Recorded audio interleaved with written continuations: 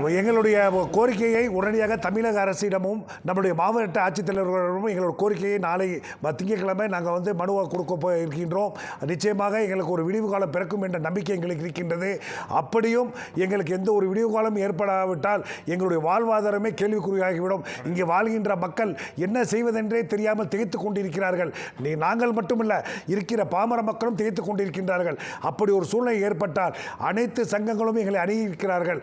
எங்களுக்கு நீங்கள் எல்லாம் சேர்ந்து மாவட்ட ஆட்சித்தலைவரிடம் அரசாங்கத்திடம் மேல்முறை மனுவை முறையிட்டு இந்த இ பாஸ் முறை ரத்து செய்ய வேண்டும் என்று கேட்டுக்கொண்டுள்ளார்கள்.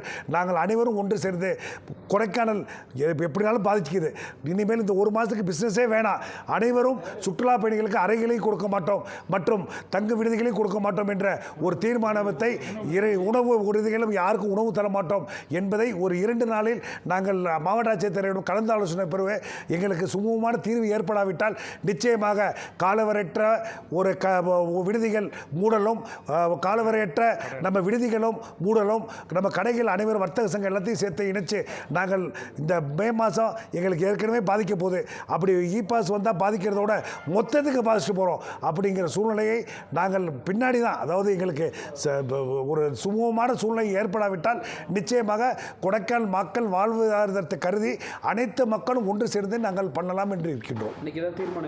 இன்றைக்கு தீர்மானம் உடனடியாக இந்த இ பாஸ் முறையை ரத்து செய்வதற்கு நம்முடைய மாண்புமிகு நீதியரசர் அவர்களையும் நம்முடைய தமிழக முதலமைச்சர் அவர்களையும் கேட்டுக்கொள்கிறோம். தமிழக அரசு உடனடியாக ஒரு மேல்முறையீட்டு மனுவை உயர்நீதிமன்றத்தில் கொடைக்கானல் மக்களுக்காக தாக்கல் செய்து உரிய கார் பார்க்கிங் வசதி செய்து தர ஆவணம் செய்கிறோம் என்று சொல்லி இந்த இ பாஸ் முறை ரத்து செய்வதற்கு தமிழக அரசு நடவடிக்கை எடுக்க வேண்டும் என்று கேட்டுக்கொள்கிறோம்.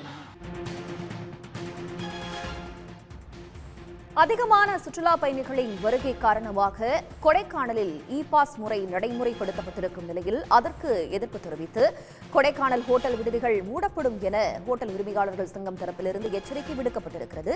இது பற்றிய கூடுதல் விவரங்களை தருவதற்காக செய்தியாளர் கார்த்திக் இணைகிறார். கார்த்திக், விவரங்கள். நிச்சயமாக, அதாவது கொடைக்கானல் என்பது உலகளாவிய சுற்றுலா தலம். பல்வேறு இடங்களிலிருந்து கொடைக்கானலுக்கு ஆண்டுதோறும் பல லட்சம் சுற்றுலா பயணிகள் வருவது வழக்கம். தற்போது கடந்த 3 மாத காலமாகவே கொடைக்கானலில் பல்வேறு இடங்களில் தொடர்ந்து போக்குவரத்து நெரிசல் இருந்து வருவது ஒரு குறையாகவே இருந்தது. இதன் காரணமாக தற்போது சென்னை உயர்நீதிமன்றத்திலிருந்து கொடைக்கானல் மற்றும் உதகைக்கு செல்வதற்கு இ பாஸ் கட்டாயம் தேவைப்படும் என்று நீதிபதிகள் கருத்து தெரிவித்திருந்தது. இதன் அடிப்படையில் இன்று கொடைக்கானல் ஹோட்டல் ஓனர் மற்றும் ரிசார்ட் அசோசியேஷன் சார்பாக இன்று ஒரு கலந்தாய்வு கூட்டமானது நடைபெற்றது. இந்த கலந்தாய்வு கூட்டத்தில் பல்வேறு முடிவுகளானது எடுக்கப்பட்டிருக்கிறது. அதாவது முதற்கட்டமாக விடுதிகள் மற்றும் இங்க இருக்கக்கூடிய அனைத்து சுற்றுலா தொழிலை நம்பி இருக்கக்கூடிய அனைத்து சங்கங்களும் ஒன்று சேர்ந்து இங்க இருக்கக்கூடிய மாவட்ட ஆட்சியரிடம் மனுவாக அளிப்பதாகவும், அவ்வாறு மனு அளித்த பின்னும் அவர்கள் நடவடிக்கை எடுக்கவில்லை என்றால் இ பாஸ் முறையை எதிர்த்து அவர்கள் காலவரையற்று அந்த விடுதி மற்றும் உணவகங்களை முழுமையாக மூடி தங்களுடைய போராட்டங்களை முன்னெடுப்பதாக இங்க இருக்கக்கூடிய விடுதி உணர்வுகள் மற்றும் தெரிவித்திருக்கிறார்கள்.